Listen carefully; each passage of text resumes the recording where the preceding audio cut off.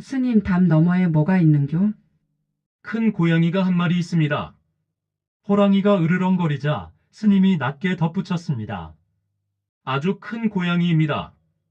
도적을 쫓던 스님은 어쩌다 호랑이 등에 올라 하룻밤 만에 600리를 달리게 되었을까요? 그 기막힌 사연과 뜻밖의 반전은 본문에서 만나보시기 바랍니다.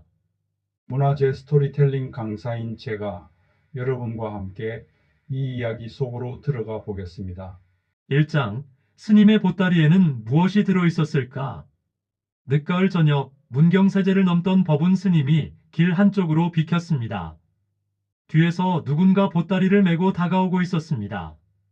스님이 먼저 가라고 손짓했지만 사내는 걸음을 늦췄습니다. 스님이 빨리 걸으면 사내도 빨리 걸었고 멈추면 사내도 멈췄습니다. 법운은 뒤를 돌아보며 말했습니다. 보살님, 저를 따라오시는 겁니까? 누가 중을 따라간다 카노? 길이 하나뿐이니 그렇지. 사내는 자신을 칠복이라 소개했습니다. 산 너머 누이의 혼례에 가는 길이라며 보따리에는 비단과 은전이 들었다고 떠벌렸습니다. 그러나 사내의 집신에는 오래된 핏자국이 묻어 있고 바지 아랫도리는 낡은 푸른 데님으로 묶어져 있었습니다. 법운은 수상하게 여겼지만 모른 척했습니다. 길이 좁아지고 양옆에 바위가 솟은 곳에 이르자 칠복이 뒤에서 몽둥이를 휘둘렀습니다. 법운이 쓰러졌습니다. 칠복은 스님의 보따리를 빼앗았습니다. 중이 무슨 재물이 있다고 이걸 빼앗소? 절에서 나오는 놈들이 제일 부자라 카더라. 칠복은 스님을 길 아래로 굴려버리고 달아났습니다. 얼마 뒤 정신을 차린 법운은 머리부터 만졌습니다. 다행이다. 머리는 원래 깎여 있었구나. 그는 비틀거리며 일어났습니다. 돈은 없었지만 보따리 안에는 산사에서 어렵게 구한 상처약과 겨울 동안 먹을 말린 무, 그리고 낡은 버섯 몇 켤레가 들어있었습니다. 법운은 도적을 잡으려는 것이 아니라 말린 무라도 되찾겠다며 산막 주막으로 향했습니다. 2장, 주막 사람들은 왜 방 안에 숨어 있었을까? 밤이 깊어 법운은 산막마을의 작은 주막에 도착했습니다. 마당은 조용한데 방문 틈마다 사람의 눈이 보였습니다. 법운이 문을 두드렸습니다. 지나가는 중입니다. 하룻밤만 재워주십시오. 안에서 여자의 목소리가 들렸습니다. 방 없소? 빈 방이 5칸인데요. 오늘부터 다 찼소? 사람 소리는 한 방에서만 나는데요. 5칸 손님이 한 방에 모여 있소? 법운이 이상하게 여겨 문을 더 세게 두드렸습니다. 안에서 박 주모가 속삭였습니다. 스님 소리 내지 마이소. 도적이 들어왔으십니다. 어디 있습니까? 사람들이 동시에 천장을 가리켰습니다. 도적 칠복은 다락 위에 숨어 있었습니다. 스님의 보따리를 열어보았지만 은전은커녕 말린 무와 낡은 버섯 몇 켤레밖에 나오지 않았습니다. 다락 밑에는 뒤집힌 밥상과 빈 술병이 놓여 있었습니다. 박 주모가 손가락으로 천장을 가리켰습니다. 밥 달라 돈 내놔라 소리치더니 사람들이 들어오니까 저 위로 기어 올라갔으십니다. 법운은 일부러 큰 소리로 말했습니다. 주모, 내 보따리를 훔쳐간 도적이 이 주막에는 오지 않았습니까? 천장에서 기침 소리가 났습니다. 법운이 말했습니다. 없나 보군요. 그 도적에게 전해주십시오. 말린 무는 오래돼서 쥐도 안 먹는다고. 다락 위에서 칠복이 씩씩거렸습니다. 박 주모가 법운의 입을 막으려 했지만 이미 늦었습니다. 칠복이 다락문을 걷어차고 뛰어내렸습니다. 3장, 스님은 왜 도적에게 밥부터 권했을까? 칠복이 칼을 들고 법운 앞에 섰습니다. 죽고 싶어 환장했나? 법운은 칼보다 칠복의 손에 들린 말린 물을 보았습니다. 그것부터 내려놓으십시오. 칼마리가? 무 말입니다. 흙 묻은 손으로 만지면 맛이 갑니다. 주막 사람들은 웃음을 참았습니다. 칠복의 얼굴이 붉어졌습니다. 법운은 박 주모에게 밥을 한 상 차려달라고 했습니다. 도적에게 밥을 주려고요? 배고픈 놈은 칼부터 휘둘렀습니다. 배부른 놈은 적어도 트림부터 하지요. 칠복은 의심하면서도 밥상 앞에 앉았습니다. 그는 사흘을 굶은 사람처럼 밥을 먹었습니다. 법우는 옆에서 반찬까지 밀어주었습니다. 스님은 내가 안 무섭소? 무섭지요? 그런데 와 웃노? 울면 살려줍니까? 칠복은 대답하지 못했습니다. 그 틈에 박주모가 칠복의 칼을 발로 밀어냈습니다. 그러나 욕심 많은 손님 하나가 칠복의 보따리를 먼저 잡으려다 밥상을 뒤엎었습니다. 칠복은 칼을 주워들고 뒷문으로 달아났습니다. 법우는 자신의 약 보따리를 되찾으려고 그 뒤를 쫓았습니다. 사장, 담을 넘은 스님은 무엇 위에 떨어졌을까? 칠복은 뒤뜰 담을 넘었습니다. 법운도 가사를 걷어올리고 담 위로 올라갔습니다. 박주모가 외쳤습니다. 스님 그냥 두이소. 목숨이 무보다 쌉니까? 법운은 대답했습니다. 그 무로 겨울을 나야 합니다. 칠복의 그림자가 담 너머로 사라졌습니다. 법운도 몸을 던졌습니다. 그런데 땅이 아니라 따뜻하고 거친 무언가 위에 떨어졌습니다. 법운은 두 팔로 그것의 목을 끌어안았습니다. 노란 털 사이로 검은 줄무늬가 보였습니다. 호랑이였습니다. 법운과 호랑이는 동시에 얼어붙었습니다. 담 위에서 박주모가 얼굴만 내밀었습니다. 스님 거기 뭐가 있는교? 법운이 작은 목소리로 답했습니다.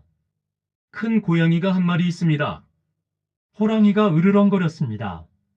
아주 큰 고양이입니다. 호랑이가 뛰기 시작했습니다.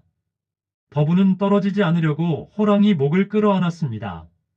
주막 사람들은 담 너머로 사라지는 스님을 보며 합장했습니다. 박주모만 중얼거렸습니다. 밥값도 안 냈는데. 5장, 호랑이는 왜 밤새 스님을 등에 태웠을까? 호랑이는 산길을 달렸습니다. 법운의 가사는 나뭇가지에 걸리고 집신 한 짝은 계곡으로 떨어졌습니다. 법운은 호랑이 귀에 대고 말했습니다. 상구님, 천천히 가십시오. 호랑이는 더 빨리 달렸습니다. 제가 말을 잘못했군요. 빨리 가십시오. 호랑이가 갑자기 멈췄습니다. 법운은 호랑이 머리 위로 굴러 떨어질 뻔했습니다. 그때 법운은 호랑이 입에 무언가 매달려 있는 것을 보았습니다. 어둠 속이라 자신의 보따리인지는 알 수 없었습니다. 밤새 산과 계곡이 이어졌습니다. 법운은 호랑이 등에 매달린 채 연불을 외웠습니다. 그러나 너무 흔들려 연불 순서가 자꾸 바뀌었습니다. 관세음보살, 지장보살, 아미타 상군보살. 호랑이가 고개를 흔들었습니다. 싫으시면 빼겠습니다. 날이 밝아올 무렵 호랑이는 깊은 골짜기의 굴 앞에 멈추었습니다. 법운은 땅에 내려진 뒤 다리가 풀려 주저앉았습니다. 굴 안에서 작은 울음소리들이 들렸습니다. 호랑이 새끼 3마리가 기어나왔습니다. 6장, 새끼 호랑이들은 왜 스님의 피를 핥았을까? 어미 호랑이는 법운을 새끼들 앞에 밀어놓았습니다. 그리고 입에 문 물건을 구석에 놓았습니다. 새끼들이 기어나오자 법운은 자신의 팔과 다리를 한 번씩 내려다보았습니다. 셋이 나눠 먹기에는 좀 모자라겠구나. 새끼들이 달려들었습니다. 한 마리는 가사를 물고 다른 한 마리는 손등에 상처를 핥았습니다. 법운은 눈을 감고 마지막 말까지 준비했습니다. 살은 질기니 이빨이 좀 아플 건데. 그런데 새끼들은 법운을 물어뜯지 않았습니다. 그중 한 마리는 앞발을 땅에 대지 못하고 절뚝거렸습니다. 한쪽 앞발에는 쇠덫이 물려 있었습니다. 법운은 어미 호랑이를 보았습니다. 어미는 으르렁거렸지만 물러나지 않았습니다. 스님은 조심스럽게 새끼의 발을 잡았습니다. 덫은 사람이 놓은 것입니다. 상처가 골마 있었습니다. 법운은 칠복이 훔쳐간 보따리 속 약봉지를 떠올렸습니다. 그때 호랑이가 입에 물고 온 물건을 스님 앞에 놓았습니다. 바로 칠복이 떨어뜨린 보따리였습니다. 법운은 다친 새끼와 약봉지, 어미 호랑이를 차례로 바라보았습니다. 법운은 쇠덫을 벌려 새끼의 발을 빼고 상처에 약초를 감아주었습니다. 새끼가 아파서 법운의 손을 깨물었습니다. 살려주는 손은 물면 안 된다. 어미 호랑이가 법운을 노려보았습니다. 어미 앞에서 자식 흉을 보면 안 되는구나. 7장 하늘에서 내려온 도둑은 누구였을까? 버분이 새끼의 상처를 묶고 있을 때 산 위에서 큰 날갯짓 소리가 들렸습니다. 거대한 수리가 골짜기로 내려왔습니다. 어미 호랑이가 포효했습니다. 수리는 순식간에 가장 작은 새끼를 발톱으로 낚아챘습니다. 어미 호랑이는 절벽 아래까지 수리를 뒤쫓았습니다. 굴 앞에는 버분과 다친 새끼 둘만 남았습니다. 버분은 달아날 기회를 얻었습니다. 하지만 상처 입은 새끼가 가사의 끝을 물고 놓아주지 않았습니다. 나는 너희 어미가 돌아오기 전에 가야 한다. 새끼는 더 세게 잡아당겼습니다. 버분은 가사를 벗어놓고 속옷 차림으로 달아났습니다. 몇 걸음 못 가 다른 새끼가 뒤를 따라왔습니다. 버분은 돌아서서 타일렀습니다. 나를 따라오면 내가 중이 된다. 새끼가 멈추었습니다. 고기는 못 먹는다. 새끼는 굴로 돌아갔습니다. 버분은 벌거벗다시피 한 채 산길을 달렸습니다.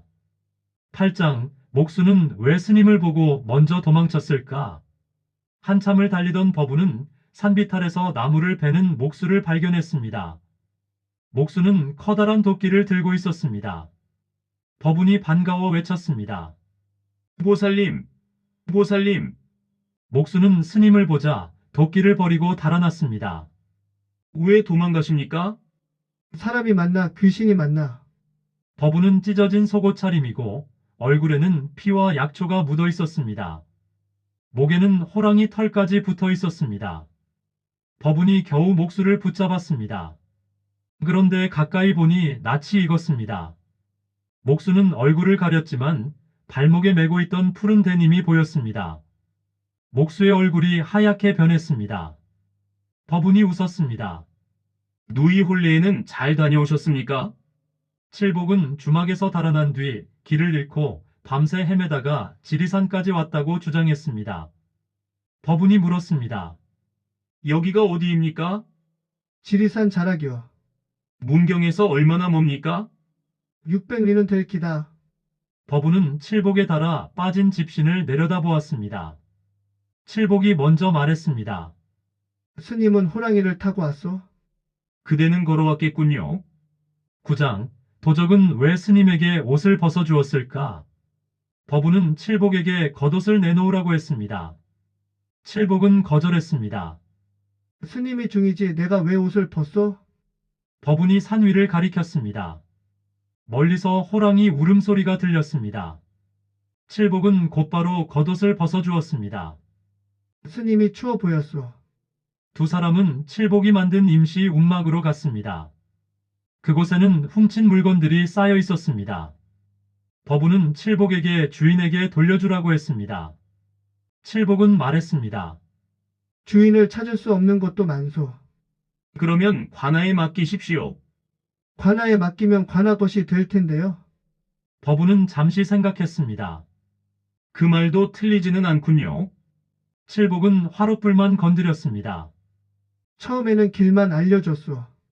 버분은 말이 없었습니다. 그 다음에는 짐을 들어주고 품삯을 받았고 그 다음에는 칠복이 불씨를 짓눌렀습니다. 주인 모르게 짐을 가져갔소.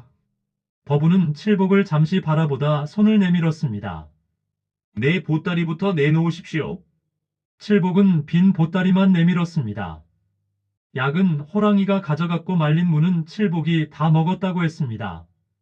버분의 얼굴이 굳었습니다. 사람을 때린 것은 참아도 그 물을 다 먹은 것은 참기 어렵군요.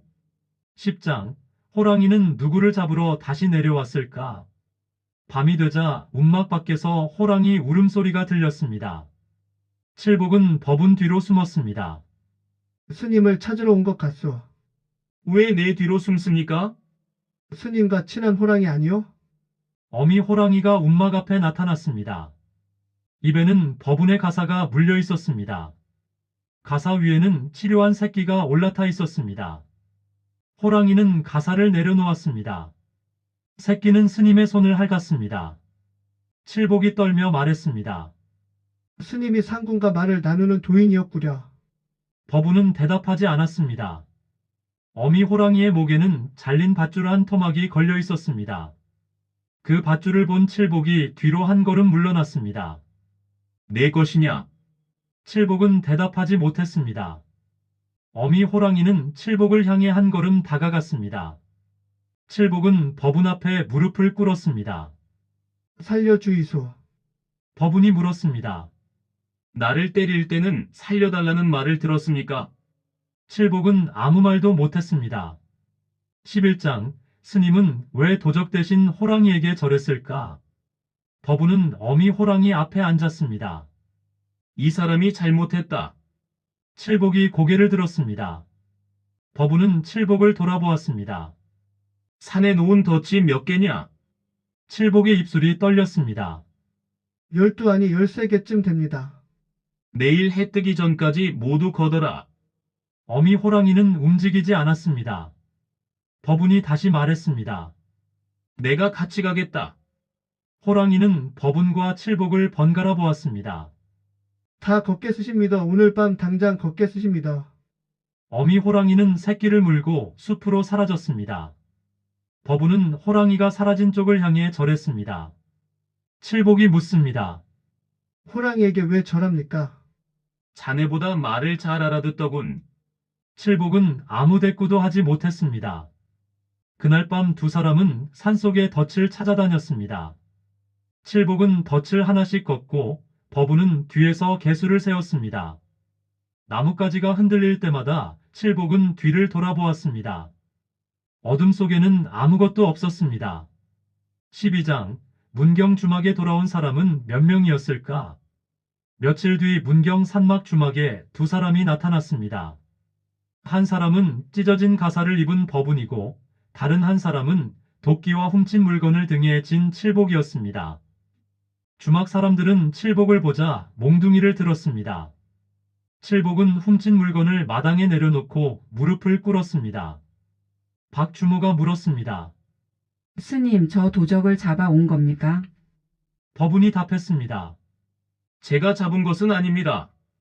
그라모 관군이 잡았는교? 호랑이가 잡았습니다. 사람들은 웃었지만 칠복은 웃지 못했습니다. 칠복은 훔친 물건을 하나씩 주인 앞에 내려놓았습니다. 어떤 이는 욕을 했고 어떤 이는 물건을 받아들고도 문을 닫았습니다. 주막으로 돌아온 칠복이 박주모 앞에 섰습니다. 외상값은 이래서 갚겠으십니다. 박주모는 대답 대신 장작 더미를 가리켰습니다. 그는 장작을 패고 물을 길었습니다. 손님만 오면 먼저 길을 안내하겠다고 나섰습니다. 박주모는 그를 믿지 못해 쌀독에 자물쇠를 2개나 달았습니다. 법운은 길을 떠나기 전 칠복에게 깨진 목탁을 건넸습니다. 이건 왜 주시오? 남의 물건에 손이 가면 한 번씩 두드리십시오. 소리가 안 나는데요. 그래서 드리는 겁니다. 남들이 모르게 정신 차리라고. 법운이 주막을 떠났습니다. 고개를 오르다 뒤를 돌아보았습니다. 산막 지붕 너머 먼 산에 호랑이 한 마리가 서 있었습니다. 곁에는 2마리인지 3마리인지는 안개 때문에 알 수 없었습니다. 칠복이 마당에서 깨진 목탁을 두드리는 신용을 했습니다. 소리는 나지 않았습니다. 박주모가 뒤에서 외쳤습니다. 칠보가 쌀독 근처에서 뭐하노? 칠복은 두 손을 번쩍 들었습니다. 목탁 치고 있었습니다. 소리가 안 나잖아. 마음으로 치는 목탁입니다. 법운은 웃으며 고개를 넘었습니다. 그 뒤 문경 사람들은 밤길에서 호랑이 울음소리가 들리면 이렇게 말했다고 했습니다. 짐승이 내려온 게 아니다. 도적놈이 약속을 잘 지키는지 보러 온 기다. 이 이야기는 옛 문헌어우 야담에 전하는 도적과 호랑이를 만난 중을 바탕으로 새롭게 구성한 창작 야담입니다. 구독과 좋아요는 다음 이야기를 이어가는데 큰 힘이 됩니다.